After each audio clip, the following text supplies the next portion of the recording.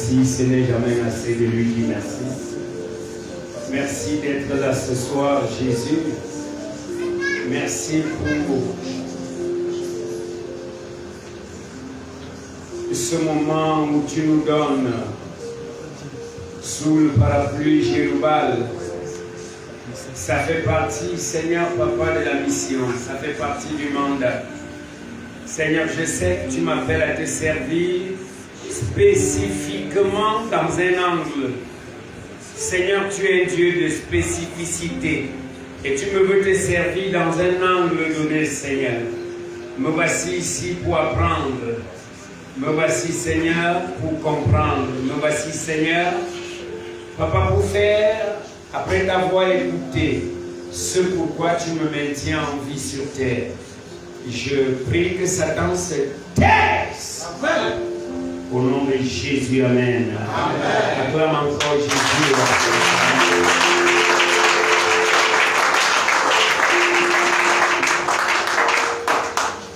Nous rendons grâce au Seigneur, fiers de voir les filles, quelques filles de Déborah, même ce qu'on appelle des Déborayettes. Je suis très fier que vous soyez là.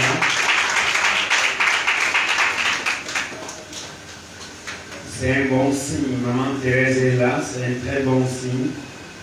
Dolores, la femme de l'ancien, tous vous êtes là, je vous vois. Il n'y a que quelques personnes qui étaient là hier, j'allais dire les femmes, peut-être qui sont en route.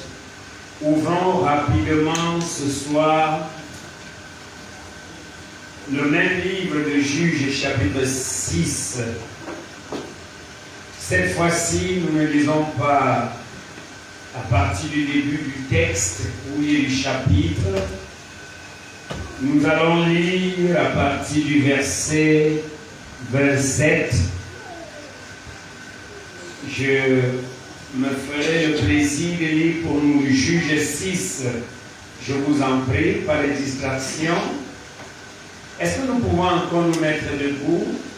Je vois l'ancien venu de Déa. Waouh! Le littoral donne naissance à Déborah d'une manière efficace. Et je voulais qu'on applaudisse pour Jésus. Alléluia. Pour l'applaudissement de son pasteur.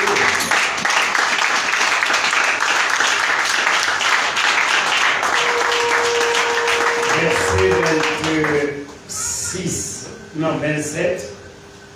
Je commence à lire par là. Juge 6.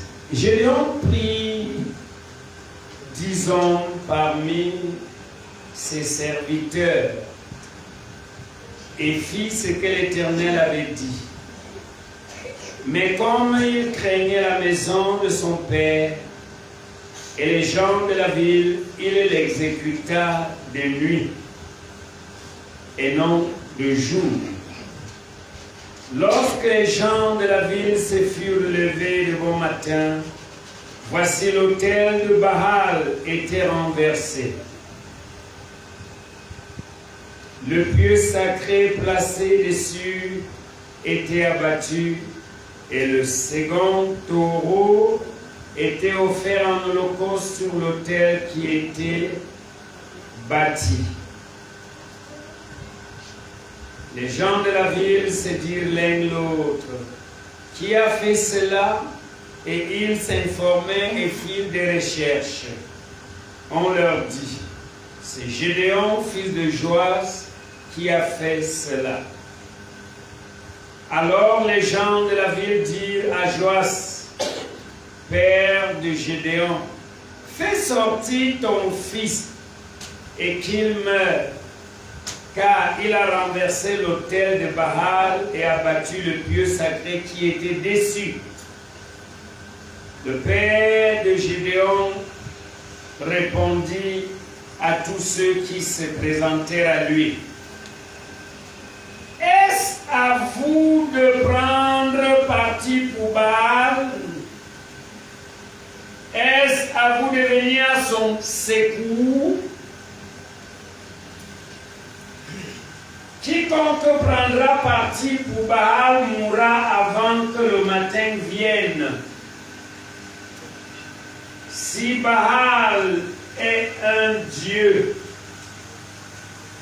qu'il plaide lui-même sa cause, puisqu'on a renversé son autel.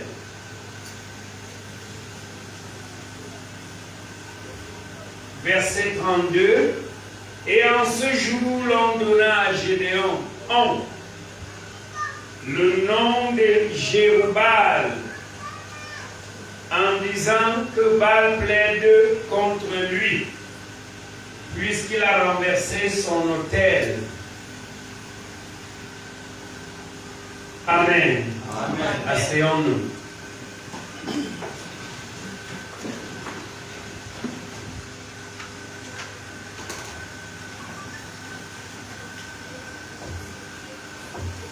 Mes chers amis,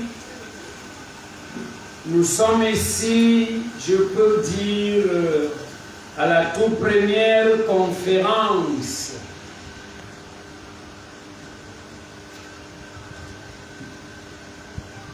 de Jérubal, c'est-à-dire de Gédéon, l'un des juges suscités parmi les autres pour délivrer Israël de la main des Madians. Je voudrais rendre grâce de ce que depuis hier soir, lorsque j'arrive dans votre ville, nous sommes restés dans ce livre de Juges chapitre 6.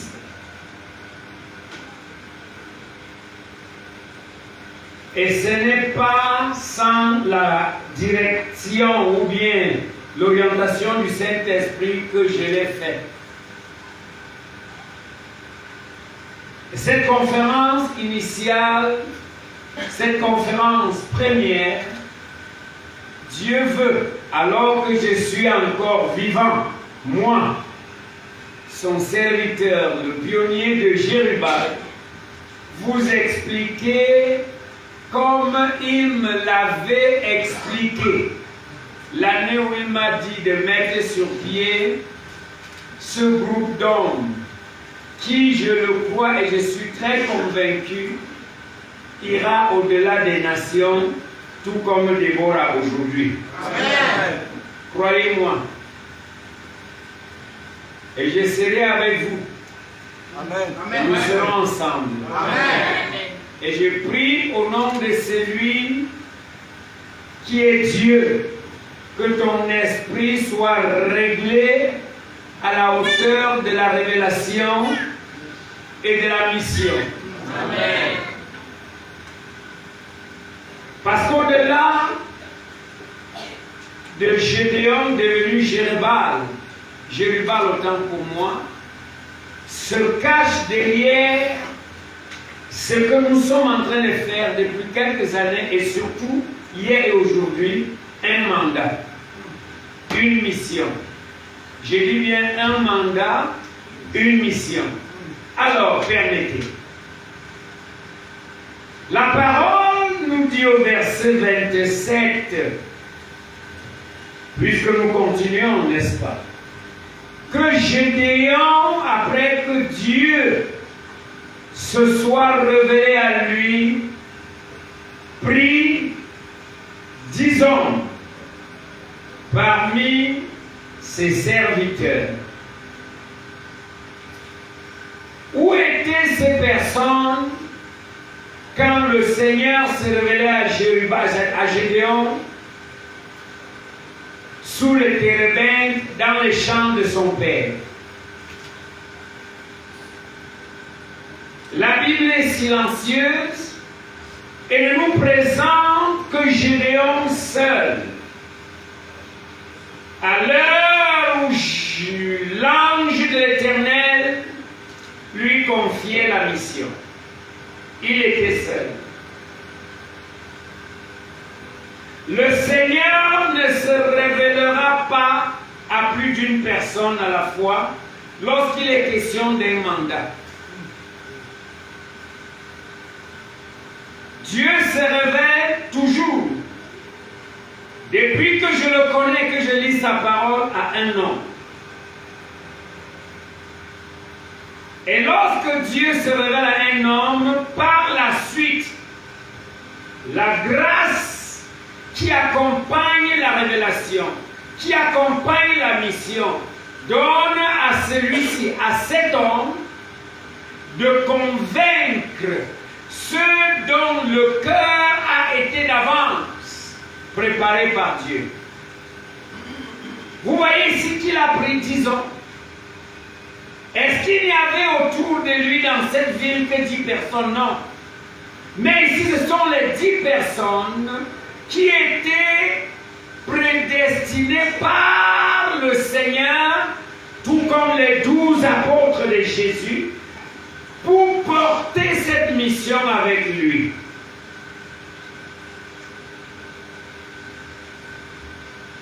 L'onction sur la tête de cet homme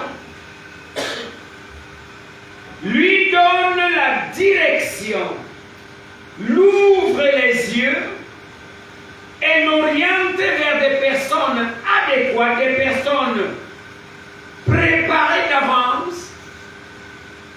Mais nous voyons là aussi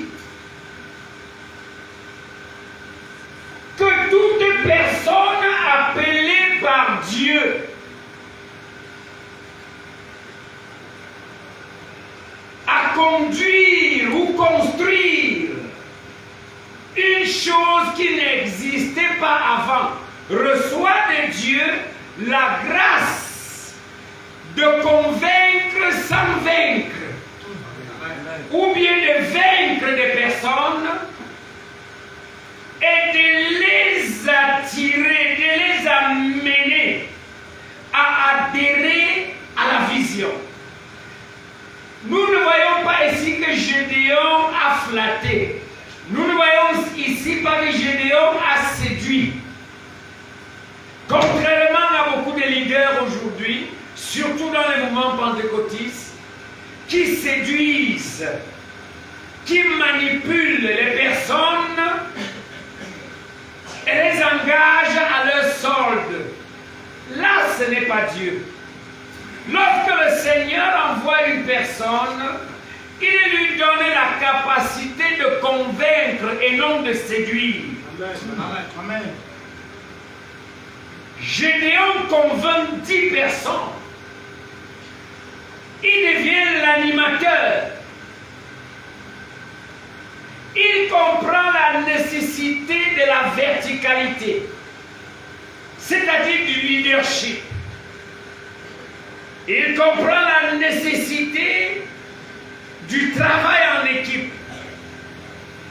Là encore, il faut que Jérubal, qui aujourd'hui dans le littoral à Douala est en train de recevoir l'onction du démarrage, comprenne que tous les leaders de Jérubal qui naîtront, que ce soit au niveau local, au niveau régional, international, s'inspirant de mes paroles et du livre de Juges, chapitre 6, chapitre 7, chapitre 8, chapitre 9, dans lesquels se trouve l'histoire de Gédéon, comprendront, comme au jour de Jésus physique, au jour physique de Jésus parmi nous, que l'œuvre de Dieu est une œuvre d'équipe. Personne ne peut le faire seul, quel que soit le mandat qu'il a reçu. Hier, je vous parlais des groupes dans l'église comme socle, comme secret de la croissance d'une église, même d'une église locale. Personne ne peut le faire tout seul. Mais Dieu suscitera des animateurs. Dieu suscitera des leaders principaux et mettra autour de lui des disciples, des personnes avec qui il accomplira la mission. Est-ce que je me fais comprendre? Amen. Aucune histoire ne se bâtit seule. L'histoire se construit ou s'écrit par un inspirateur principal. C'est ce que j'étais en train de dire. Mais, pour que cette histoire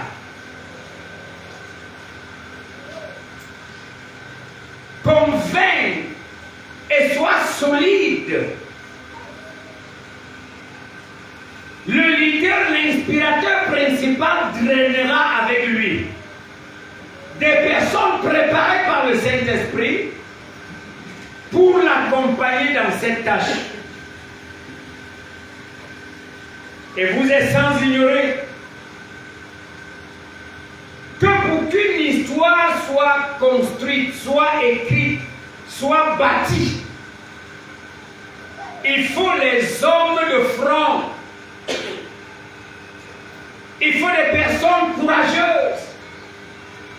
Il faut des personnes qui s'engagent, qui à un moment donné disent, même s'il faut mourir, il faut bien que l'histoire soit écrite. Amen. Vous voyez mes amis, le monde dans lequel nous nous trouvons est fait d'histoires écrites par des hommes qui à un moment de l'histoire ont reçu une conviction d'un esprit éventuel, mais pour nous, reçu une conviction, un mandat du Saint-Esprit. Je vais un peu glisser, mais en restant là-dedans.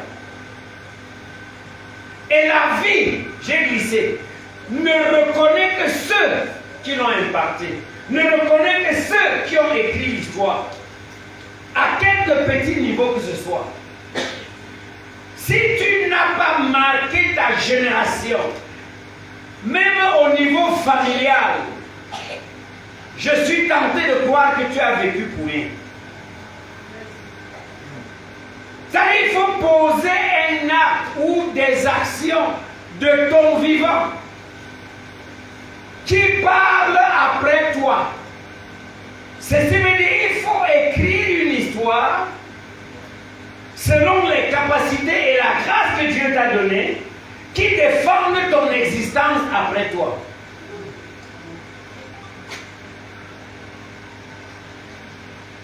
Personne n'est né sans un crayon prophétique dans son esprit avec lequel elle puisse écrire sa petite histoire avant de quitter ce monde. Même lorsque tu seras parmi les 10 personnes qui accompagnent Gédéon, tu écris ton histoire autour de Gédéon. Jésus avait 12 apôtres. Il était le visionnaire principal. Mais chacun de ces apôtres, bien qu'étant disciple de Jésus, chacun a écrit son histoire. Vous n'avez qu'à lire les évangiles. Vous n'avez qu'à lire les épîtres. Vous n'avez qu'à lire les actes des apôtres. Vous allez découvrir que Jésus-Christ, entouré de ses 12, était l'inspirateur principal, mais chacun de ces 12 a marqué sa présence autour de Jésus. Et si dans ce Jérubal, vous comprenez mon message ce soir et me compreniez bien, alors que nous sommes à cette école, parce que là, nous sommes en train de mettre les bases, vous comprendrez que chacun parmi vous, Jérubal, vous êtes les promoteurs, vous êtes chacun à son petit niveau, n'est-ce pas, les prospecteurs et les promoteurs, les outils par lesquels ce mouvement atteindra les auteurs prophétiques décidés par Dieu avant la création du monde. Amen. Mes enfants, pour écrire une histoire, il faut être courageux. Les faibles n'écrivent pas l'histoire. Les lâches n'écrivent pas l'histoire. Les poltrons n'écrivent pas l'histoire. Parce qu'écrire l'histoire, c'est une chose. La défendre, c'est une autre chose. La protéger, c'est une autre chose. Tu peux bien écrire une histoire, c'est-à-dire faire quelque chose de visible, mais être incapable incapable de la défendre, être incapable de la sécuriser. Ce n'est que l'histoire des personnes fortes qui demeurent. Ah oui, c'est l'histoire des personnes courageuses qui demeurent. Et une histoire, pour qu'elle demeure, ne doit pas avoir peur de défier d'autres histoires qui existent.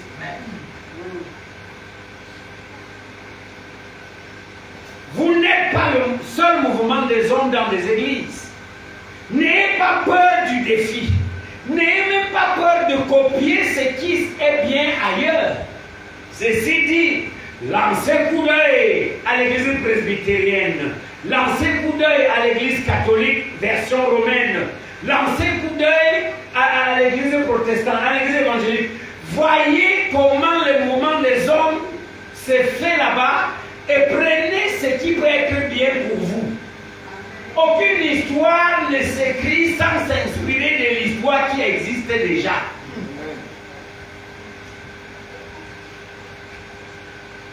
Chaque histoire a besoin de l'histoire qui a existé pour être bien écrite. C'est pour ça que l'apôtre Paul dit, nous ne faisons rien que nous n'avons vu d'autres faire. La vie c'est comme ça. You see you take time, you ameliorate time, you do it for your own way. Tu as construit une belle maison parce que quelqu'un à côté de toi a construit une belle maison. Tu as mis un beau habit parce que tu étais le seul au marché, au deuil, au mariage d'être mal habillé. Et tu te dis, mais attends, qu'est-ce qui ne va pas avec moi? Tu étais le seul d'être habillé en aïeul. Et tu as dit au prochain mariage, je ne serai plus comme ça. Parce que l'habillement des autres t'a défié. Donc je parle de l'histoire. Ceux qui vivent beaucoup d'années, c'est ceux qui ont écrit l'histoire. Protégez leur histoire. Défiez-nous les histoires qui existent. En imitant, en copiant, en améliorant, parfois même en profitant des failles des autres histoires écrites par les autres. C'est-à-dire les erreurs commises par d'autres devraient être pour vous des atouts. Vous allez me dire que je ne suis pas dans la Bible. Interrogez le Saint-Esprit par rapport à la reine Vashti et la reine Esther. C'est grâce à l'erreur de la reine Vashti que Esther est devenue reine à sa place. Donc même les erreurs des autres, nous ne les souhaitons pas. Mais les erreurs des autres devraient nous aider à ne pas tomber dans les mêmes bêtises. Donc nous devons apprendre, pendant que nous faisons ce que nous faisons, pourquoi X ou Y a voulu faire et il n'a pas réussi. Les raisons qui l'ont fait échouer seront pour nous des raisons qui nous feront réussir. Amen. On va vous parler de tel groupe ethnique. Lorsque les Bamoun, j'habite chez les Bamoun. Lorsque les Bamoun vont vous parler de 600 ans ou 600 ans, pardon, 600 ans d'histoire. Mais il s'agit d'un groupe de personnes, il s'agit d'un charien qui était un tika et qui avait un cerveau et qui était entouré de 6 personnes, plus lui 7, qui ont conquis d'abord le palais royal de Fumbanen. Les gens qui parlaient Menipokar, ils ont conquis leur palais et Charien a renversé le roi par des techniques et il a pris sa place et il a laissé sa langue tika et il a commencé à parler le Menika.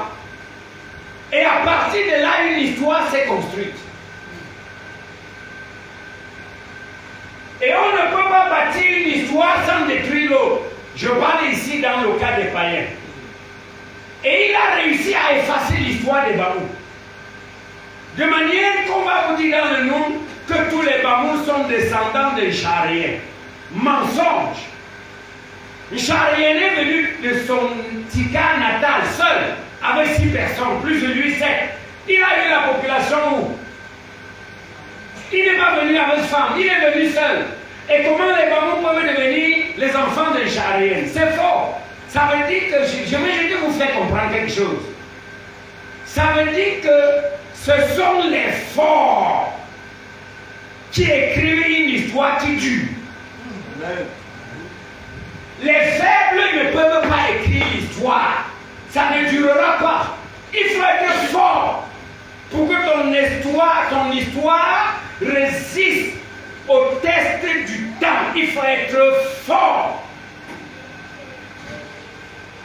Parce que pour qu'une histoire résiste au test du temps, elle doit être en mesure d'étouffer d'autres histoires. Je parle maintenant dans l'aspect païen. Je ne suis plus en train de parler comme un pasteur. Mais c'est des exemples que je prends pour ouvrir votre esprit. Pour que vous compreniez que de l'autre côté, c'est-à-dire chez les païens, ils écrivent aussi l'histoire. Et ils l'écrivent avec toute la rigueur pour que leur histoire demeure. Et pour qu'une histoire demeure, elle doit détruire l'histoire qui existe. Parce que si tu ne détruis pas, ça c'est chez les païens, n'est-ce pas? Si tu ne détruis pas l'histoire qui existe, la tienne ne subsistera pas longtemps. C'est pour ça qu'il faut effacer. Il faut éradiquer.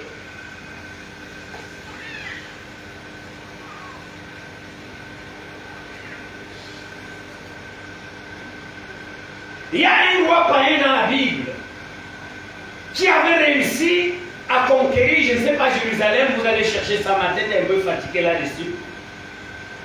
Et il a remplacé les Juifs par des populations païennes. Si les lions de l'Éternel ne les mangeaient pas, chaque fois qu'une histoire va être écrite, surtout chez les païens, puisqu'ils connaissent les enjeux, ils s'assurent que l'ancienne histoire soit effacée. Mais là encore, nous tirons encore une leçon. Imaginez un chrétien qui est ici, venant d'une autre église, et tu arrives au mystère conduit par le Saint-Esprit, parce que le Seigneur trouve que ton destin est ici. Et tu refuses d'abandonner la doctrine de l'église où tu étais. Alors là, ce dualisme doctrinal ne te permettra pas de recevoir ce que tu es venu chercher ici.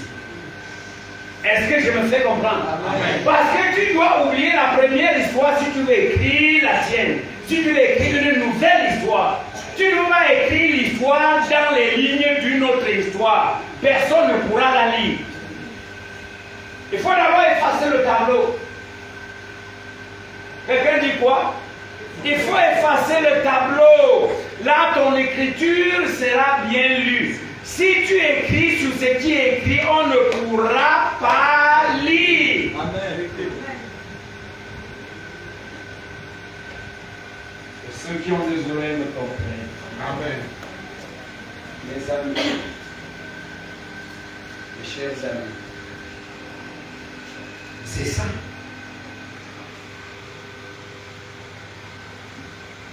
Et la Bible dit Gédéon prit 10 personnes, meneurs d'hommes. Nous allons rallier à la cause de Jérubal les frères des autres communautés chrétiennes, puisque Jérubal c'est un mouvement interdénominationnel. Est-ce qu'on me comprend ce soir? Amen. Ceci dit, à la prochaine conférence régionale, je considère ça régional, à la prochaine conférence régionale, ce ne serait pas seulement les gens du Mycène. Vous allez aller dans des églises qui s'ouvrent à vous, vous allez dire aux hommes, venons ensemble. Tout comme vous voyez les beaux à faire. Alléluia. J'insiste sur le verset 27. À peine Dieu s'est révélé à lui qu'il a compris qu'il ne peut pas le faire seul. Ce qui tue les chorales dans nos églises, c'est l'esprit suffisant des chefs choristes. Qui à un moment donné pensent qu'elles sont les seules, ils sont les seuls inspirés. Dans chaque groupe à l'église où le leader n'est pas un animateur, ça ne marche pas. L'animateur, c'est qui? L'animateur, c'est celui qui est capable de faire danser tout le monde. Pas que tu dis assez, vous je danse, vous acclamez. À un moment donné, il faut comprendre comment Dieu travaille, mes enfants. Dieu est tout puissant. Mais lorsqu'il veut nous sauver, il devient un être humain. Dieu pouvait décréter notre salut et on devait être sauvé. Puisque la Bible dit qu'il nous connaissait même avant de nous sauver. Vous voyez que Dieu ne fait rien tout seul.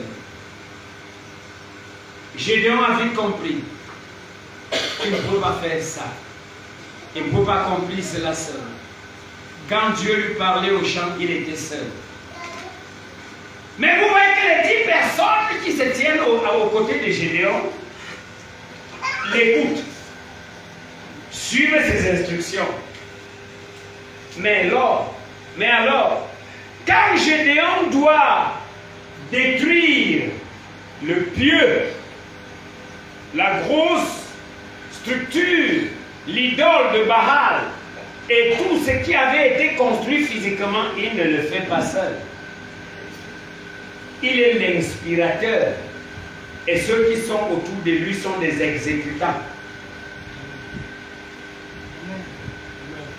Il ne dit pas donnez-moi la hache, donnez-moi le marteau. Il dit voilà ce que Dieu m'a dit. Vous comprenez mes frères? Oui. Ok, toi, tiens-toi là. Prends un marteau. Prends la buringue ou le buringue. Prends le gros marteau là, je ne sais pas comment on appelle ça. La masse.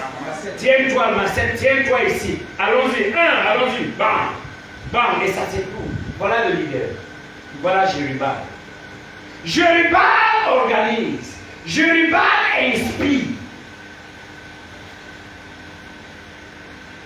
Jérubal convainc. Jérubal anime. Un peu comme Myriam. Après la traversée de la mer Rouge, la Bible dit que Myriam prit les tam-tams. Et d'autres femmes prirent aussi les tambourins comme elle. Et elle entonna le chant. Le véritable leader, Jérubal, est un animateur. Un chef d'équipe. Tout comme dans une équipe de football. Il est un capitaine, mais il ne joue pas seul. Parce que le capitaine ne joue pas seul. Il faut 11 personnes. Il aide d'autres à marquer. Il inspire la cohésion. Il inspire l'unité. Il encourage les autres à faire. Je veux que les enfants m'apprennent. C'est pour ça que je peux rester à Fumut. Avoir 2 ou 3 pasteurs partout sur le territoire camerounais, dans les villes où j'ai l'accès. Et j'ai fait des mois sans passer là-bas. J'ai des églises dans votre EVC que j'ai fait un an sans mettre les pieds là-bas. Pourquoi? Parce que j'ai compris par la grâce de Dieu qu'en tant que leader principal, je ne suis qu'un animateur.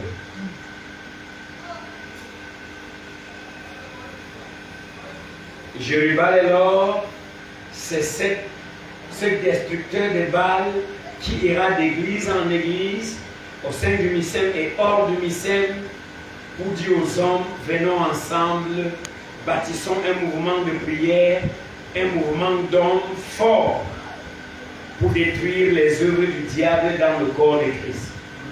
Voilà Jérubal. Est-ce que je me fais comprendre? Amen. Alléluia. Amen. Vous devez me comprendre comme ça. Et la parole de Dieu dit, lorsqu'ils ont détruit cette abomination, les adeptes de cette secte se sont levés. Jérubbal était libérateur national. Comprenez cette vision. Tout comme Déborah, c'est la même mission à quelques différentes prêtres. C'est un libérateur national. Il bâtit des hommes avec lesquels il libère la nation de l'occultisme, de la corruption et de tous les maux qui minent une nation. Et il le fait comment? Est-ce que ça avait les Kalachnikov? Non. Il le fait sous la direction du Saint-Esprit. Ça veut dire qu'il le fait spirituellement. Et comme je vous expliquais hier, mes chers amis, lorsqu'on t'a vaincu spirituellement, tu es vaincu complètement. La première victoire sur toi est d'abord spirituelle. Lorsque ton adversaire réussit à spirituellement te dompter, tu es domestiqué. Te domestiquer devient facile. C'est pour ça que lorsque les Blancs arrivent avec la haute sorcellerie qu'on appelle l'occultisme, l'ésotérisme, la franc-maçonnerie et la rose-croix, ils démontrent à nos leaders africains la puissance de ces choses qui travaillent avec les astres, avec les grands démons. Et tous nos papas africains, avec tous les totems dans leur ventre, se trouvaient incapables face à ces choses. Et bref, du coup, tous nos chefs adhèrent à la magie blanche. Et maintenant, quand les Blancs disent donnez-nous le bois, ils donnent sans réfléchir. Donnez-nous le pétrole, ils donnent sans réfléchir. Pourquoi? Parce qu'ils les ont d'abord domptés spirituellement. Et lorsqu'ils veulent riposter, ils se rendent compte que les puissances africaines sont incapables. Jusqu'aujourd'hui, les intellectuels et même les Africains panafricanistes pleurnichent à Mondovision, accusant les Blancs d'avoir exploité l'Afrique, exploité, même fait la vente d'êtres humains, ce qu'on appelle la traite négrière. Oh, les Blancs nous ont vendu. Les Blancs ne vous ont pas vendu. Les Blancs vous ont acheté à vous-même. Il n'y a pas un seul mois qu'on a mis dans les bateaux pour aller travailler chez les Blancs en Amérique ou en Europe qui ne soit pas vendu par vos chefs traditionnels. Et si c'est les chefs traditionnels qui ont vendu leur sujet aux Blancs, où étaient leurs totems? Où étaient les lieux sacrés? Où étaient les puissances des lieux sacrés? C'est parce que le Blanc appartenait à une spiritualité plus solide que les affaires des animaux, totems et tout ça. Et aujourd'hui, en pleurnichant comme nous pleurnichons, on dit c'est la Bible. Les Européens sont venus avec la Bible. Surtout, n'est-ce pas, le mouvement kémique qui est en train de renaître très très fort. Les Européens sont venus avec la Bible et ils ignorent que la Bible ne vient pas de l'Europe. La Bible vient de l'Asie.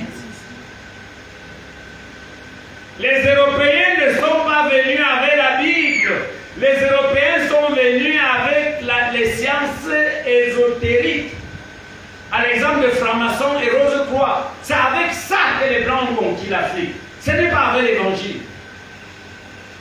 Au contraire, l'évangile de Jésus-Christ, dont je suis serviteur, est là pour libérer l'Afrique. Mais malheureusement, les Africains ne comprennent pas.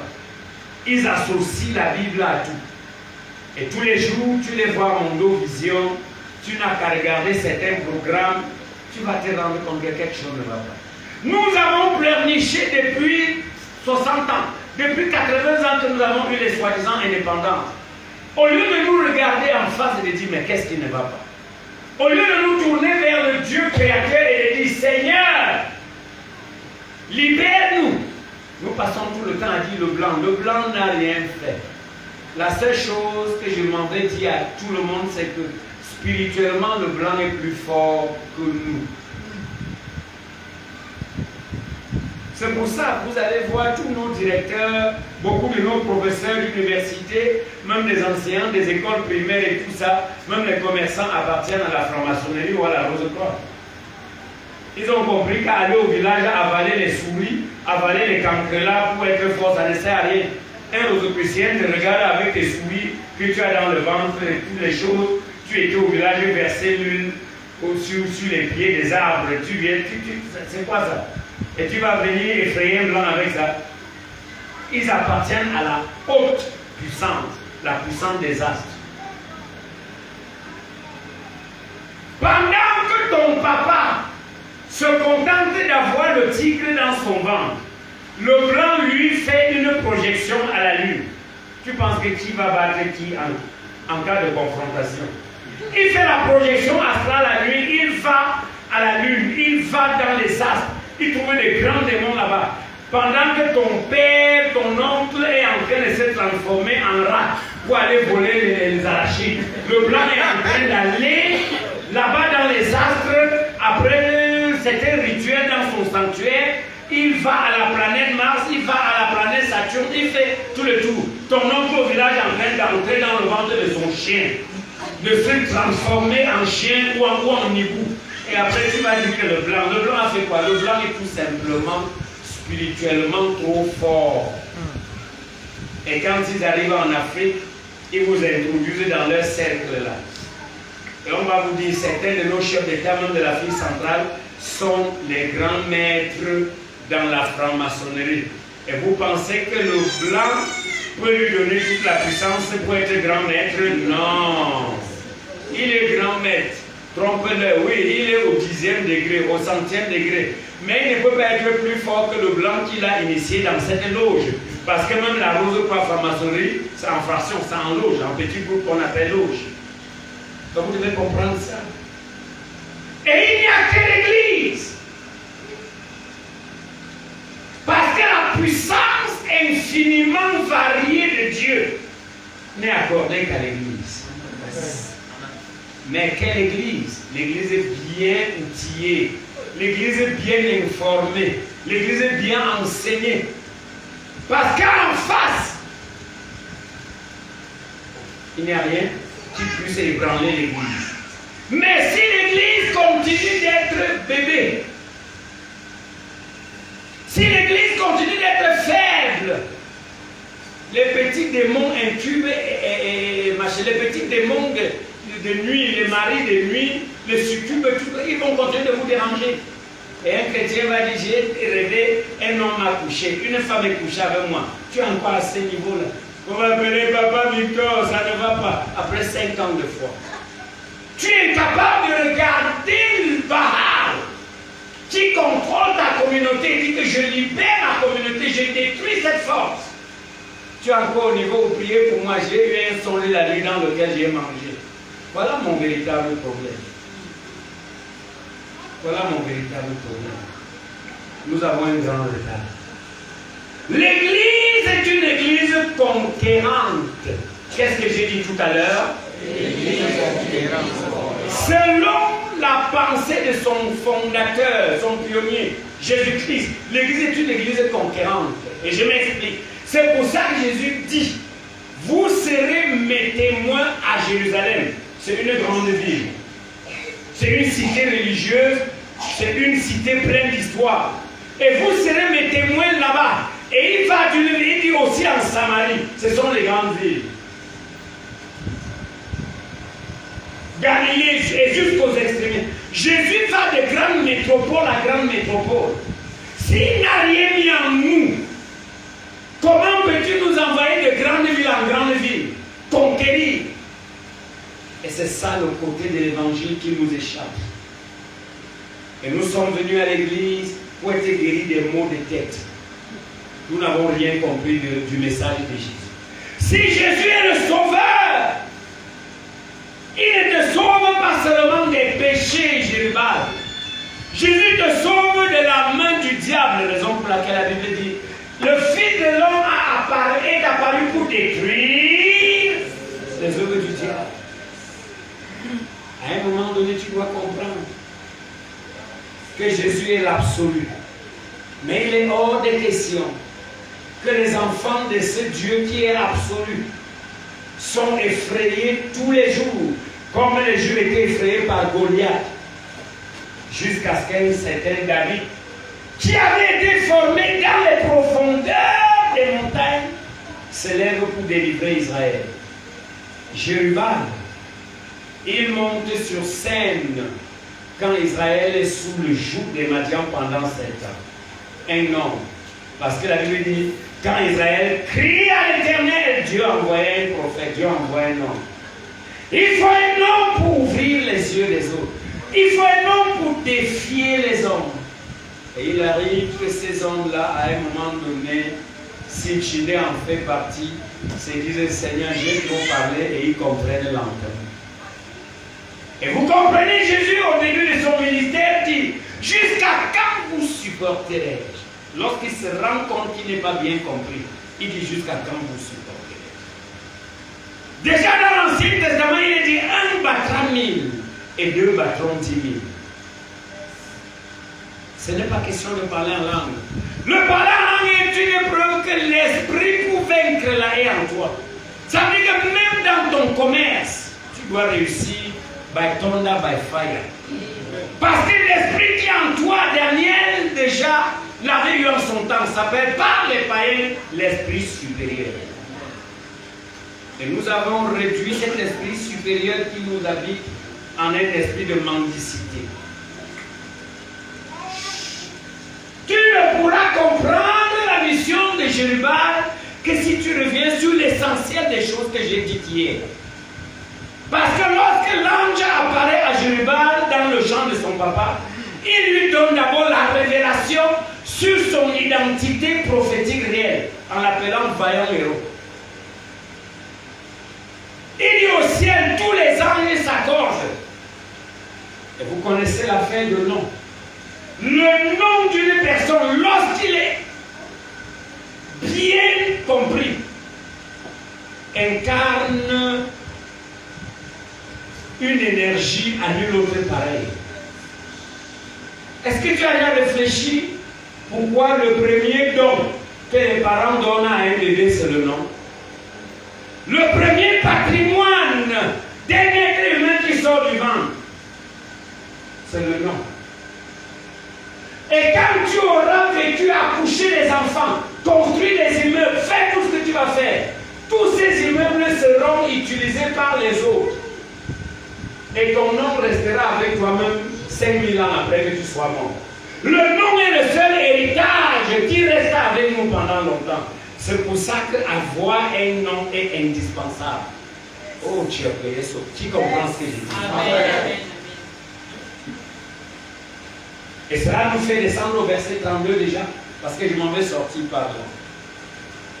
Lorsque le Seigneur se révèle à Gédéon dans les champs, il dit, pour le ciel, ton qualificatif, c'est que tu es militaire vaillant. Tu es un héros. Tu es un meneur. Tu es un général. Tu es le général, le chef d'état-major. L'armée d'Israël est sous ton contrôle. Il dit quoi? Il dit oui. Et le premier test, puisque Gédéon était d'abord un homme spirituellement stable, qui avait une bonne relation avec Dieu, il met Dieu à l'épreuve sur 2 ou 3 choses. Et quand il est convaincu que c'est vraiment Dieu qui l'envoie, il s'attaque à la première cause de la rétrograde de son peuple, sous les directives du Saint-Esprit. Jérubal, le rôle de Jérubal au Cameroun, c'est d'identifier les causes principales des maux qui mènent la société camerounaise et de s'y attaquer par des prières adaptées, des prières appropriées, des prières spécialisées.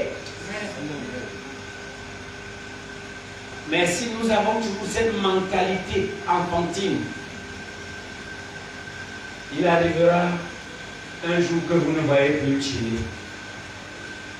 La preuve de combien de personnes prennent des notes, je sais que ce que je dis est peut-être d'une certaine hauteur. Je pense que peut-être ton téléphone comprend ce que j'ai dit. Tu es en train d'enregistrer. Sinon, un jour viendra où tu ne me verras pas. Et cette voix qui tourne à tes oreilles de temps en temps, tu ne la verras pas. Et papa Victor disait hier, lorsqu'il devait préparer vos cœurs à me recevoir, il disait, écoutez, vous, ce n'était pas lui qui disait, que beaucoup de présidents, chefs d'État, présidents des sociétés PDG, ce n'est que lorsqu'ils arrivent au ciel que Dieu leur dit, je t'avais destiné à être PDG d'une société. Il dit, hein, et pourtant j'étais planton. Le plus grand bien qu'un homme de Dieu, véritablement mandaté de Dieu, doit faire à l'Église, c'est aider les chrétiens à se connaître. C'est aider les brebis à se découvrir. Et c'est ce que Dieu fait lorsqu'il visite une personne. Gédéon, tu es un vaillant héros. Ça stimule quelque chose en lui. Ça provoque quelque chose en lui. Ça le fait bouger. Il sursaute. Qu'un enfant comme ça, comme ces enfants, tu vas chanter ici toute une vie avec la voix d'ange. Composer même tes chants et chanter. Te dépasse. Et quand les chinachs chantent, tu applaudis. Et pourtant ta voix, même si on la travaille encore un peu, sera plus jolie que la sienne. Juste parce que quelque part, on ne t'a pas dit que la voix que tu as là n'est pas faite pour le petit, la cellule de prière Dakar. C'est fait pour les nations. Tu n'as rien compris. Tu n'as rien compris. Le premier bien qu'un prédicateur doit faire à l'Église, c'est aider les chrétiens, un, à connaître qui ils sont en Jésus-Christ, deux, à connaître le dépôt prophétique qu'il y a en chacun d'eux. C'est pour ça qu'hier, je parlais des valeurs intrinsèques prophétiques. Et je suis allé jusqu'à toucher des domaines que je ne crois pas avoir été mal compris. C'était juste des exemples. Lorsque j'ai dit même en termes de mariage, les diplômes ne comptent pas. Parce que le diplôme là, ce sont des papiers. Écrits, signés par les gens. Et sur les papiers là, la seule chose qui est dessus, c'est ton nom, ta date de naissance. Tu sais pourquoi? Parce que tu as lu les livres écrits par les autres. Tu as tellement bien lu et récité ce que les gens ont écrit que tes professeurs t'ont évalué et on dit que non, tu as bien lu, tu récites bien. Et on t'a donné un diplôme. Et tu es fier de ce diplôme. Sans jamais te poser la question. Qui avait inspiré ceux qui avaient inspiré ceux qui avaient inspiré ceux qui avaient? Pourquoi je ne suis pas parmi ceux-là? Pythagore a inventé les mathématiques. Charlemagne a inventé l'école. Ça ne te dit rien? Arrête-toi et réfléchis. Si quelqu'un est en Christ, il est une nouvelle créature. Ça veut dire quoi? Ça veut dire que tu deviens un initiateur.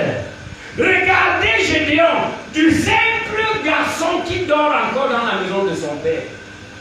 Parce que Dieu lui rend visite quand il dort encore avec papa. Au jour, à peine à c'est une honte. À cet âge d'une trentaine d'années, il avait encore la chambre chez son père. Parce qu'en Israël, il ne pouvait rien faire avant 30 ans. C'est-à-dire surtout les manifestations publiques. À cet âge, Gédéon encore avait la chambre dans la maison de son père. Ça veut dire que, humainement parlant, il ne s'était pas encore découvert. Mais quand l'ange lui rend visite, il se découvre. Et là, le premier bien que Dieu fait, Dieu lui dit, écoute, au ciel, tu es un général de guerre. Il dit donc, je ne suis pas aide-planteur, parce que même les champs où je travaille là, c'est pour papa. Tu es un général de guerre. Tu es chef d'état-major national. Quoi? Oui. Et il est entré dans une sorte de pourparlers prophétique avec Dieu. Et Dieu le confirme que tu es vraiment le chef d'état-major de l'armée d'Israël. À un moment donné, il faut t'asseoir et te demander le grand Dieu s'il veut faire quoi de toi. Si tout ce que Dieu peut faire pour toi, c'est te garder sain, je le souhaite.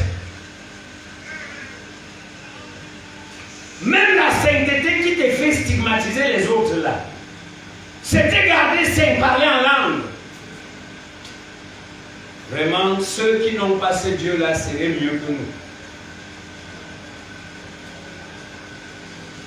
Ton camarade de classe, avec qui tu as fait terminale, vous connaissez que l'école finit en terminale, avec qui tu as fait terminale, et qui a compris, et il a écouté la voix de sa valeur, et il a commencé son petit élevage.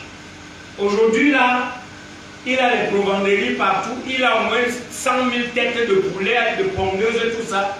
Et tu es là avec le master 2 en sociologie.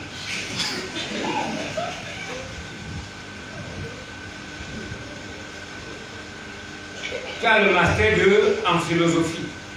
C'est-à-dire que tu peux bien jouer avec les mots. Tu es fort en sémantique.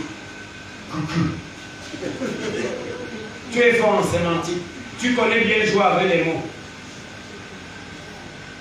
Lorsque le Seigneur rend visite à une personne, il ouvre d'abord les yeux de la personne sur qui la personne est selon le plan que Dieu a pour elle. Dieu t'aide à te découvrir. Dieu t'aide à comprendre son plan pour toi. C'est pour ça que beaucoup d'églises, par leur doctrine, par leurs enseignements, détruisent les destinées. Lorsqu'on passe tout le temps à vous enseigner les mêmes choses qui ne vous aident pas à vous épanouir, qui ne vous aident pas à vous découvrir. Vous savez, l'un des rôles principaux des sociétés, des loges, c'est aider l'homme à se découvrir. Si tu adhères à la Rose aujourd'hui, tous les enseignements qui te donnent tournent autour de t'aider à te découvrir. Et pourtant, le véritable message de libération de l'homme se trouve dans la Bible.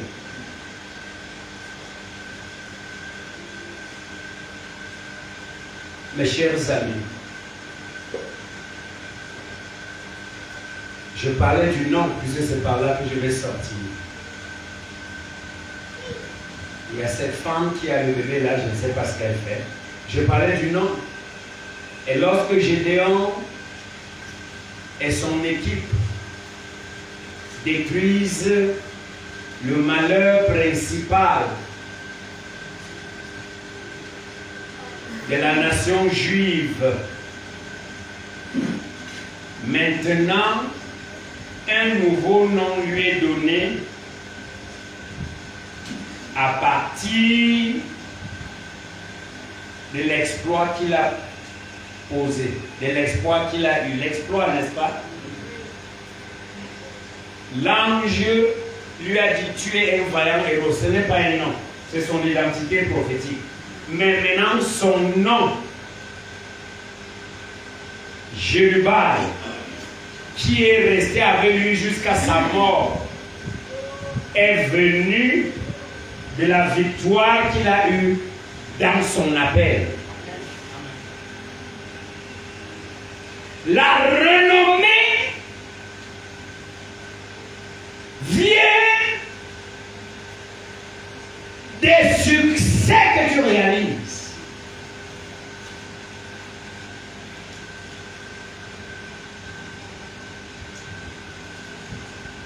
Je veux que tu comprennes là où vient la renommée. La renommée ne vient pas des coups bas, tels qu'on voit chez les points de bavardage, des rivalités inutiles. Lorsque je commence le ministère Mycène, avec tous les directives, Dieu me dit, fais les groupes de prière de 20 personnes. Vous êtes trop nombreux, Dieu ne m'a même pas dit de faire les fous. Fais les groupes de prière de 20-25 partout sur le territoire et même hors du Cameroun. Je commence. Et les pasteurs de l'Ouest surtout, ne me comprenant pas, se sont mis à me vilipender, à me saboter, à condamner mes enseignements qu'ils ne comprenaient pas. J'avais reçu un mandat, j'avais reçu les directives. J'étais en train de faire ce que j'étais né pour faire. Et eux, ils bavardaient. Mon nom a fait le tour de la toile sacerdotale. Et pendant qu'ils bavardaient, je faisais mon travail. Et au jour d'aujourd'hui, presque la moitié, plus de la moitié des pasteurs de l'Ouest, quand ils me voient, la honte les emballe. La honte les engloutit. Et ils ont compris. Ils ont compris. Mais à quelle heure? Lorsque le Seigneur rend visite à une personne, il lui donne la capacité de se connaître. Et c'est de ça que je parlais hier.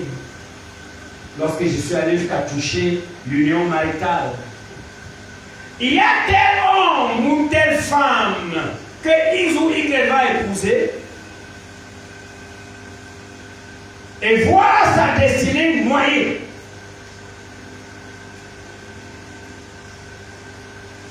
Je ne parlais pas des diplômes. Des églises cartésiennes disent que le bac doit épouser la licence. La licence doit épouser le master. Parlant du mariage, il disait compatibilité. Je ne regarde pas ça. Ton mari peut ne pas connaître la langue des Blancs. Et toi, tu as la licence ou même un doctorat. Et ton époux ne connaît pas écrit son nom. Mais le dépôt naturel qu'il a en lui dépasse de 1000 fois tes papiers. De manière que quand vous causez, tu parles français ou l'anglais et il parle le pidgin du français ou le pidgin de l'anglais et tu sens que tu es très intelligent pour résoudre les problèmes et il est très sage pour esquiver les problèmes. C'est deux choses différentes. Tu comprends? La sagesse t'aide à éviter les problèmes. L'intelligence acquise en lisant les livres des autres t'aide à résoudre les problèmes. Entre un homme qui est capable d'esquiver, d'éviter un problème, et un homme qui est capable de résoudre un problème, tu choisis être où? Et il faut de la sagesse pour éviter les problèmes. Et il faut de l'intelligence pour résoudre les problèmes. Et c'est ça l'éloquence. Vous voyez, vraiment, quand face à une situation comme ça, il faut d'abord. Et un homme sage te regarde et ne dit rien. Parce qu'il sait qu'il n'a pas d'énergie à perdre. Il sait comment déjouer toutes ces choses-là. Parce qu'il est né et il connaît comment s'occuper de l'essentiel. Beaucoup de pasteurs prêchent l'intelligence. Oh, je le dis avec les larmes aux yeux. Et très peu prêchent la révélation et la sagesse. Et c'est deux mondes différents. Mais malheureusement, parfois, ceux qui prennent l'intelligence drainent plus de foule que ceux qui prennent la révélation et la sagesse. Il y a une parole, une phrase qui va sortir de la bouche d'un homme lourd qui peut te garder en vie pendant 10 ans. Alors que 1000 paroles d'un intelligent vont te faire sautiller, et 2 jours après, tu as tout oublié.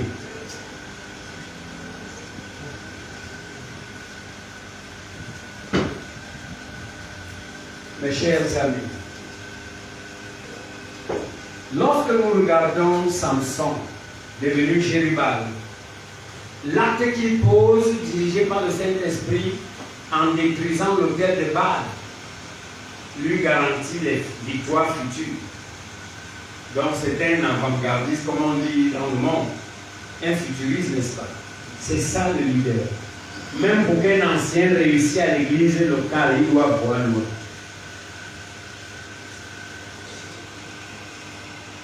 Le pasteur est maintenant, il vous entretient à partir du Canada. C'est bon. Mais vous les anciens locaux, qu'est-ce que vous faites? Est-ce que vous avez un jour où vous recevez les chrétiens, vous priez avec eux? Est-ce que vous avez mis un jour à part où vous dites, voilà, si quelqu'un a un problème, vient. Et maintenant, quand il vient vous poser les problèmes, les cas difficiles, vous référez au pasteur. Un ancien d'église doit être quelqu'un qui voit loin. Un leader des jeunes doit voir loin. Un leader de chorale doit voir loin. Jérubal avait la capacité de se projeter. Est-ce que je me fais comprendre?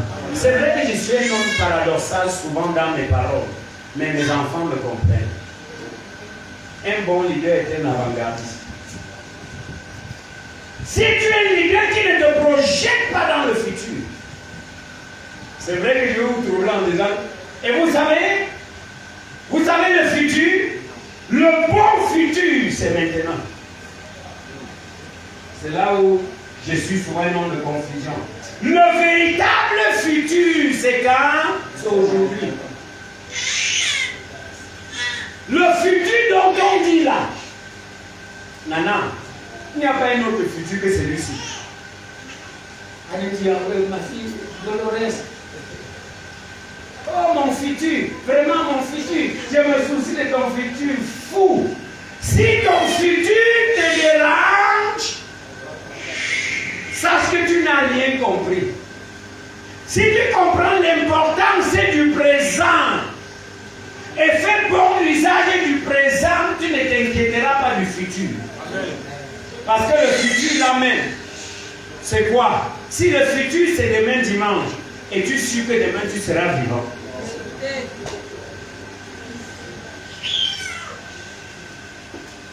Je ne vous trouble pas. Je vous ouvre l'esprit. Une personne qui ne fait pas bon usage de son présent doit oublier de nous parler du futur. Quel futur parles-tu? De quel futur parles-tu? Quelqu'un dit mon futur c'est maintenant. Mon futur c'est aujourd'hui, comment? C'est aujourd'hui là qui est le futur. Parce que le futur portera le nom qu'aujourd'hui lui aura donné. Un futur. Je suis pas là. Le futur n'existe pas. Le futur c'est maintenant.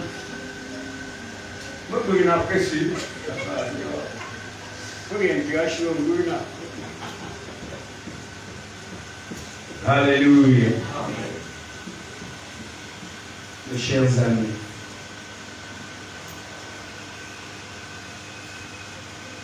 et du coup, partout, il devient Jéhovah. Amen. Je vais sortir par là en disant ceci. Et c'est encore là un malheur, Papa Victor. Et c'est là l'un des malheurs des milieux pentecôtistes.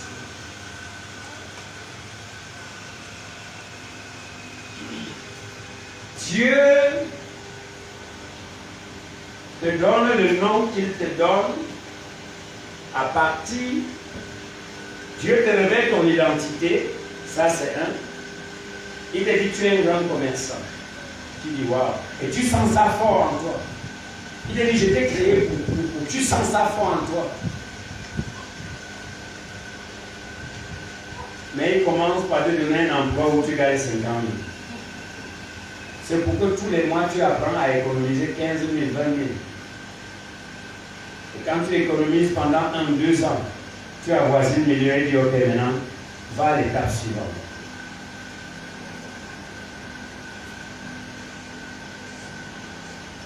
C'est comme ça que ça opère.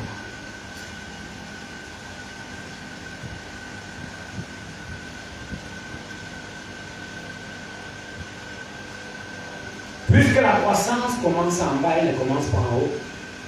On grandit du bas vers le haut, on ne grandit pas du haut vers le bas. Mais ce n'est pas là où j'étais. Je voulais dire, Dieu lui donne un nom. J'ai lancé coup d'œil sur mon enfant qui me porte dans son véhicule. C'est vrai, je ne suis pas très fort dans les petites voitures, mais je me plie en 3 morceaux pour entrer dedans, parce que c'est pour mon fils. Est-ce que vous savez que j'ai découragé aux jeunes gens d'acheter les voitures, aux jeunes gens qui commencent la vie, à moins que leur service les y oblige. Si ton travail ne t'oblige pas, ne commence pas ta vie avec la voiture. C'est que ta tête dijonne. J'ai une voiture qui me prend au moins 200 à 300 000 francs chaque mois. Et si j'étais jeune, si avant ça je n'avais pas construit, c'est que ça suffit. La Pathfinder, ça dérange beaucoup. Son carburant, c'est très compliqué. Quand je viens à Douala avec Pathfinder, je rentre. C'est 85 000, 90 000. Alors que d'autres voitures prendraient 40 000, 60 000. Et maintenant, l'essence a. Donc, ça veut dire que si je veux venir ici avec ma voiture, je prépare 100 000 € de carburant. Parce que, wow.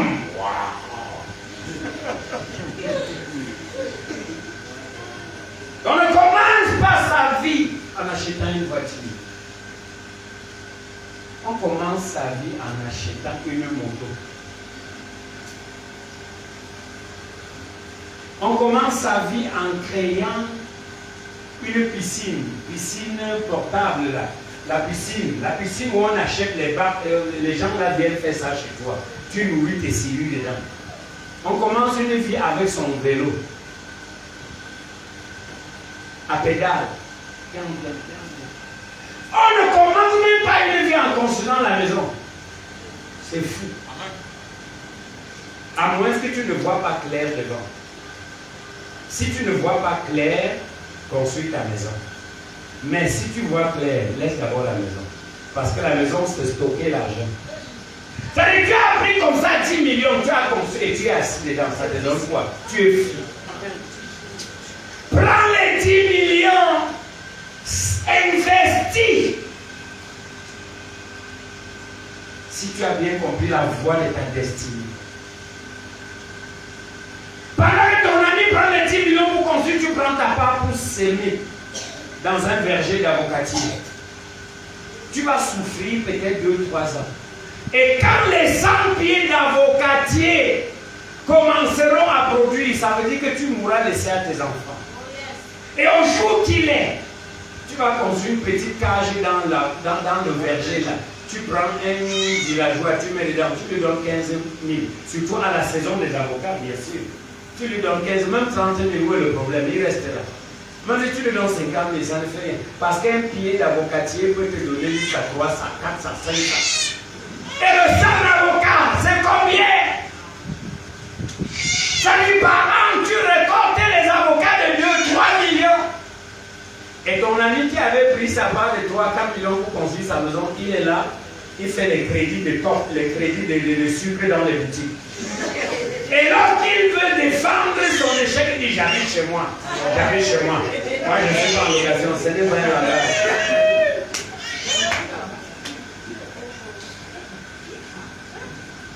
Jérubbal, c'est cet homme averti, c'est cet avant-gardiste, c'est cette personne qui connaît bien utiliser le présent au profit du futur.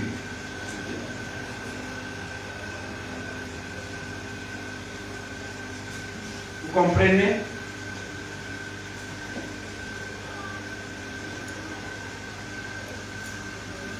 C'est ça. Ton père te dit que tes études vont coûter 2 millions. Et ton âge avance. Et tout le temps, on dépense trop sur toi. Pour que tu étudies quoi? Pour que tu étudies les sciences politiques. As-tu un projet d'être conseiller municipal? Non, mais tu étudies les sciences politiques. Et ton père et ta mère gaspillent l'argent dans les sciences politiques. Alors qu'au fond de toi, tu n'as aucun rêve politique. Vous voyez comment nous sommes fous. Et on voit comme ça l'économie de la famille sur un individu et il étudie des bêtises. Et à la fin, il rentre s'asseoir. Et il parle le gros français. Quand il prend le micro, il commence à témoigner, oui, mais bien aimé. Et tout le monde voit son français croustillant. Son français croustillant comme sa misère croustillante aussi.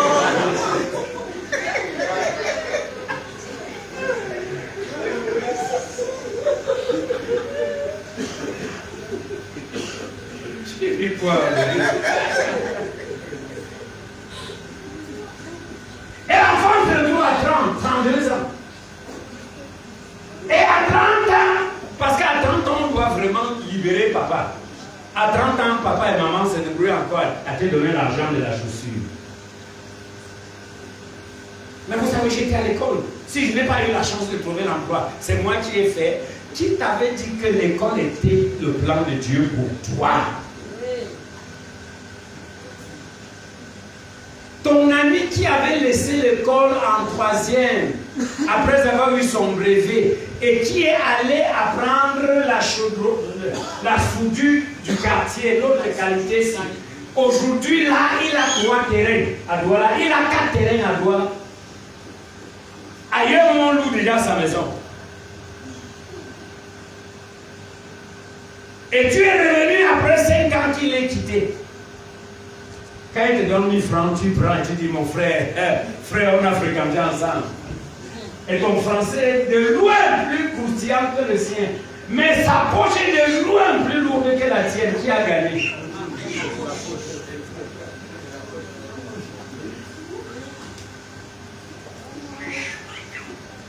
Jérubal, c'est aussi ça. Ça veut dire pendant les réunions de Jérubal, ça et là, nous allons aider les hommes à découvrir ce qu'ils regorgent. Quelqu'un disait, le plus grand voleur, c'est celui qui vole ton temps. Et l'école, aujourd'hui, est devenue ce voleur, surtout au Cameroun, où on fréquente sans but.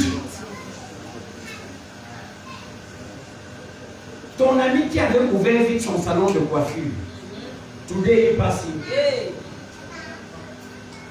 Il te dépasse. Tu le dépasses en bon français, il te dépasse en porte-monnaie. Mangez le bon français. Vous comprenez, Jérubal aussi? Jérubal, c'est l'homme d'action. Parce que ce sont les actions qui te donnent un nouveau nom. Et le nom, c'est ce qui va rester après que tu sois mort. Nous parlons de Jérubal aujourd'hui. Il vit encore. Ça fait des milliers d'années qu'il est mort. Mais j'étais en train de vouloir dire quelque chose pour sortir par là. Que l'un des problèmes des pentecôtistes,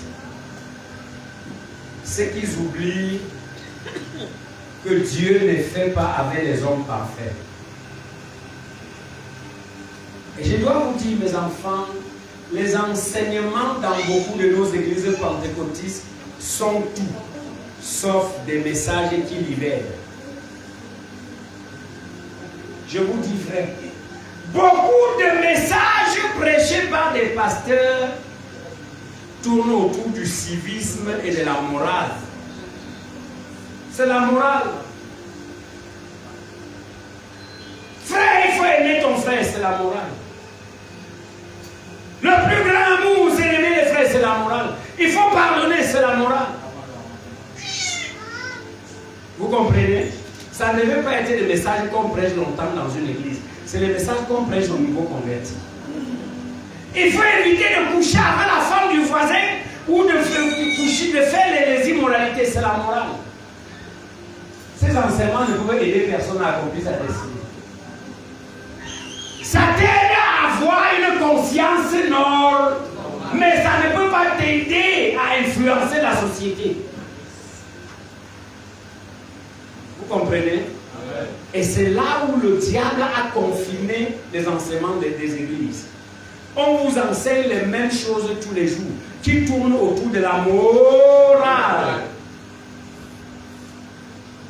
Fuis le péché, fuis le péché, fuis le péché, fuis le péché. Et nous avons tellement fui le péché qu'à un moment donné, nous ne savons plus où aller.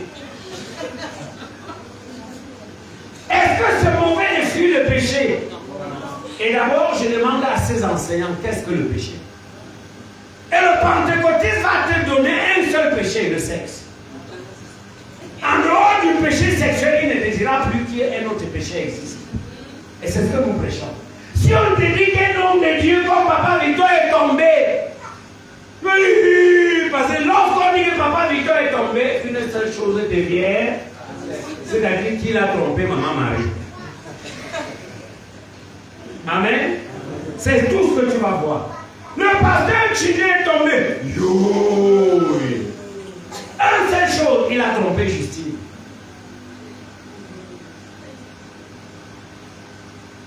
Si je me tiens devant vous là et mens, on ne dira pas que je suis tombé. Si je vous donne de faux témoignages, je ne suis pas tombé.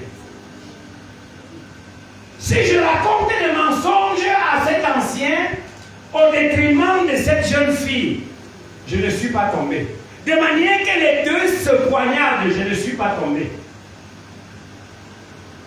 Si je prends Dolores, je la sépare de son mari en disant des bêtises sur son mari au profil en ternissant l'image de son mari, je ne suis pas tombé. La seule fois où le pentecôtiste tombe dans le péché, c'est quand il a fait le sexe illégal. Et vous voyez que Satan nous a gagnés. Et nos églises peuvent être remplies de toutes sortes de haine. Les pasteurs peuvent monter sur leur pupitre et mentir, détruire l'image de leurs collaborateurs. Ce n'est pas tombé là-bas.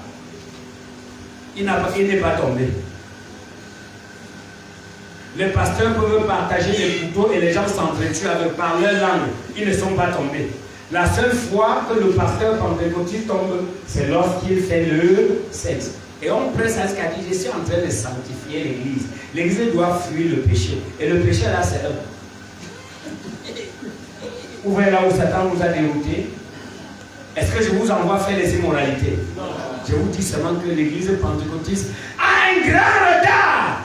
Et entre-temps, les catholiques bâtissent les universités. Ils bâtissent les orphelinats. Ils bâtissent des écoles. Les protestants bâtissent les écoles. Les baptistes bâtissent jusqu'aux banques. Les pentecôtistes sont là, occupés à se sentir.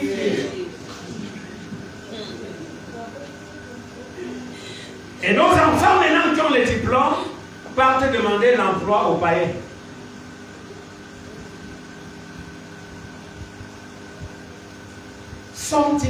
Ce sont des erreurs que Jérusalem doit rectifier dans ce mouvement. Amen. Vous laissez les animaux pour tuer les chiens. Comment tous les péchés dans l'église pentecôtiste se résument en un seul, le sexe?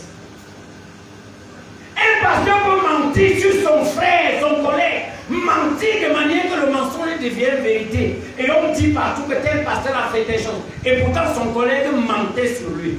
Là, celui qui a orchestré ce mensonge n'est pas tombé. Et pourtant la Bible dit que celui qui est son frère est un meurtrier et non celui qui couche un homme. La Bible n'a jamais dit que celui qui couche un homme ou couche une femme est un meurtrier. C'est plutôt celui qui est son frère qui est un meurtrier. Et aucun meurtrier n'a la vie éternelle. Et pourtant le fornicateur ou l'adultère peut se repentir. Mais Dieu dit, le meurtrier n'a pas de vie éternelle. C'est comme pour dire l'église pentecôtiste du Cameroun n'a pas de message. Et c'est une stratégie réussie de Satan. Je parlais donc de Gédéon, parce que tout ce que j'ai dit, péché, je vais sur Gédéon. Gédéon aussi que Dieu utilise à Élisée la fin de sa vie. Le gars avait 71 enfants avec trop de femmes. C'est le seul prophète qui avait les enfants comme un roi bamileke. Lorsqu'on dit qu'il a 70 enfants, ça c'est sans compter les petits-fils et les alliés petits-fils. Dieu l'a-t-il utilisé? Dieu l'a-t-il utilisé pour délivrer Israël? Dieu ne voyait pas qu'il avait plusieurs femmes et plusieurs enfants. Et c'est là où le diable nous a diminué. Vous avez devant vous un ancien rempli d'onction qui a quelque chose en lui. Vous avez là un jeune homme, une jeune femme, un jeune garçon qui a un dépôt en lui. Mais la seule chose qui t'intéresse, là où elle est là, si vous connaissez sa vie, vous n'allez pas l'écouter. Voilà le pentecôtiste. Si vous connaissez sa vie, l'homme là, si vous connaissez sa vie. Tchindé, si tu connais la vie de Tchindé, vous pensez quand il vient à Douala, vous le mettez à l'hôtel comme ça, il dort seul. Il ne dort pas seul. Quand c'est calme, il sort, il fait un tour à quoi, il revient. Vous restez pour écouter un homme immoral comme ça.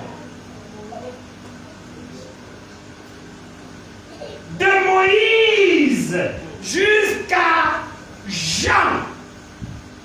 Quel homme de Dieu, quel apôtre était sans faute? Jérubal, nos enseignements tendent à révéler les lions qui dorment dans les gens et non à aider les gens à voir leurs manquements. Parce qu'il y aura toujours dans la vie de chacun, parmi nous les enfants de Dieu, 2 ou 3 faiblesses.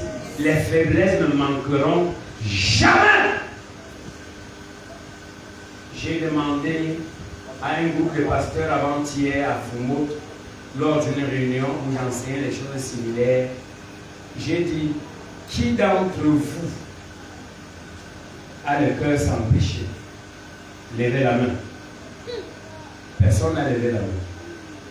Et pourtant, vous ne commettez pas les adultères. Mais personne parmi vous n'a le cœur sans péché. Et je vous 1, 2, 3, 4. Je laisse votre père parce que je sais que son cœur est pur. Qui d'entre vous a le cœur sans péché? Si le Seigneur vient vers toi avec sa balance de sainteté, est-ce que ton cœur va répondre aux critères de sa balance? Au lieu de prêcher, d'aider l'Église à accomplir sa destinée, vous êtes en train de leur demander de faire ce que vous-même, vous n'avez jamais pu faire. Nous sommes vainqueurs de certains péchés, pas de tous les péchés. Et Dieu laisse faire. Parce qu'il faut que dans nos vies, il y ait toujours quelque chose qui nous humilie. J'ai des enfants ici vierges qui ne connaissent pas l'homme, mais elles ne sont pas pures. Est-ce que je me fais comprendre? Vous savez pourquoi? Parce que le nombre de garçons qu'elles ont couchés dans leur cœur, si on compte 1 à 1, c'est au moins 10 000.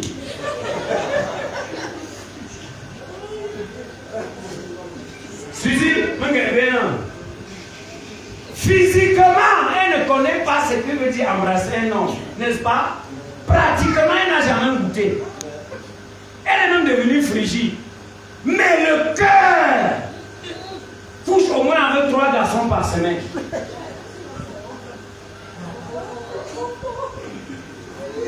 Et Jésus dit, si tu regardes et ton voix, tu as déjà. Gédéon aussi, dont le nom est Jérubal, qui libère Israël. Ce n'était pas un homme correct.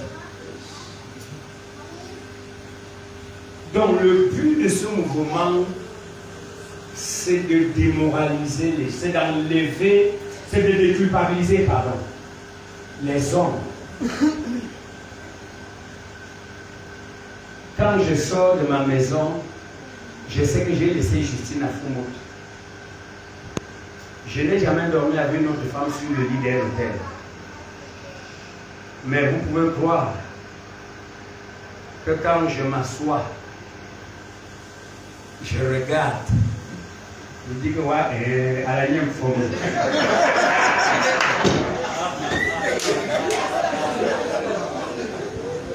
Pourquoi vous cachez?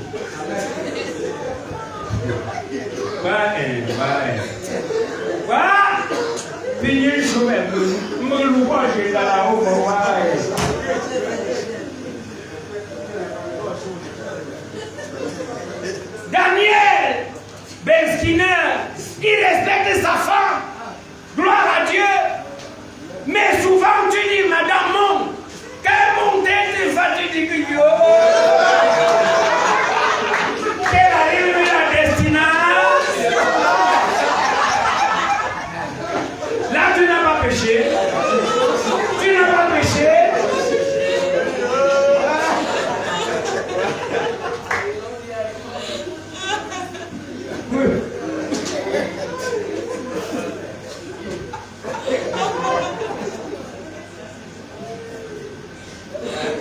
Tu dois te débarrasser des pesanteurs doctrinales.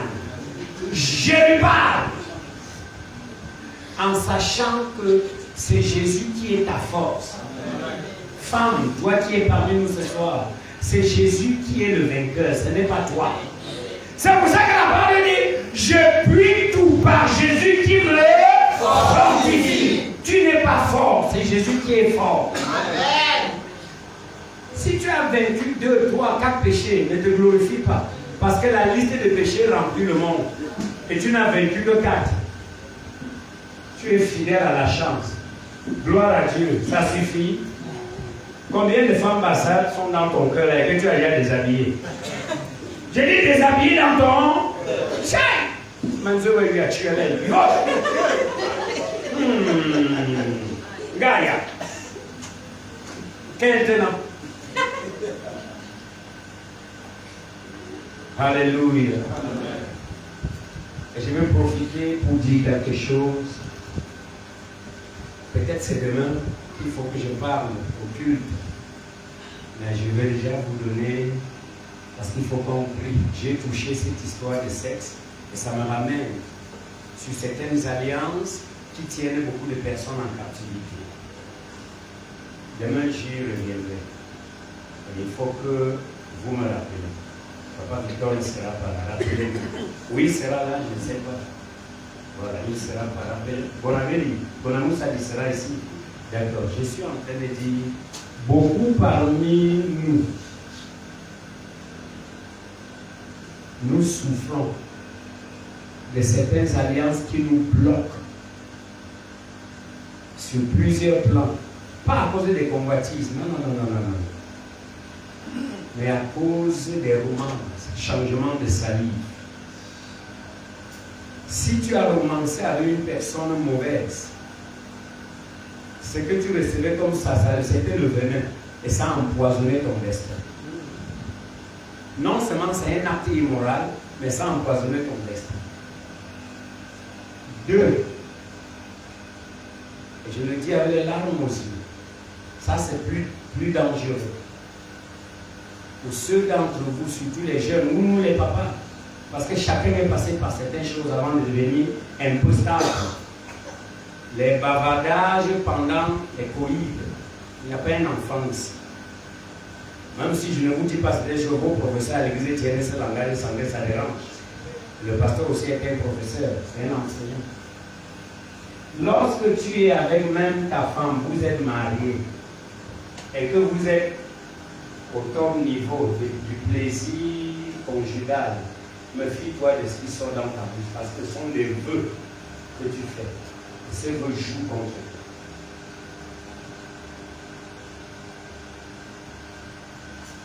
Que les jeunes femmes mariées comprennent ça.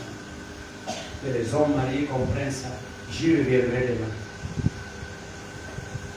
Tu es mon cœur. En dehors de toi. Et chérie, tu sais que tu es ma lune. Ce sont des paroles d'envoûtement qui embombrent ta vie, qui ombragent ta vie. Et qu'en est-il comme nous qui avons d'abord beaucoup touché les femmes avant de croire? Quand une femme te porte bien au millième ciel, qu'est-ce que tu ne lui dis pas? Qu'est-ce qu'elle-même ne te dit pas? C'est des vœux. Et parfois ça t'attaque après. Et tu ne connais pas. Je ne t'abandonnerai jamais. C'est autant puissant que le sang qu'on voile. C'est autant puissant. Surtout quand c'est très bon.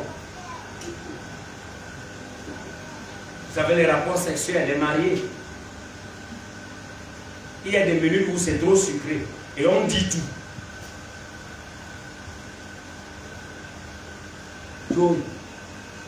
Mon œil, mon cœur. Sans toi, je ne suis rien. Tu es. À partir d'aujourd'hui, apprenez à vous taire, vous les mariés. Ce n'est pas en bavardant comme ça qui change quelque chose. Apprenez à vous taire. Cessez de dire des choses qui vous lient après. Et si tu as d'abord parcouru les femmes comme nous autres, et chaque fille qui t'a bien servi, tu as dit des choses. Après, certains rêves bizarres ne te quittent pas. Certains blocages ne te quittent pas. On prie n'importe comment cela. Alors que c'est les chéris. Il n'y a que toi. Oh, il n'y a que toi. Anda, oh. Et maintenant, plus tard, tu vas épouser Justine. Alors que tu avais dit à 20 filles, mon cœur est à toi. Mon cœur est à toi. Et mon rêve. Et maintenant tu as épousé Justine. Ces paroles vont attaquer ton mariage. Même si la pauvre fille ou les pauvres filles à qui tu as dit ça n'étaient pas des mystiques, mais tes paroles, parce que l'homme sera jugé par les paroles sorties de sa bouche. Ces paroles vont attaquer ton mariage. Et tu vas voir que l'amour entre toi et ta femme, parfois ça monte, parfois ça descend. Quand les démons qui t'avaient écouté disent à ces multiples filles, ma chérie, toi seule, tu es la seule belle fille de Léa, en dehors de toi. Toutes les saletés qui passent en route là, tu es la seule belle fille.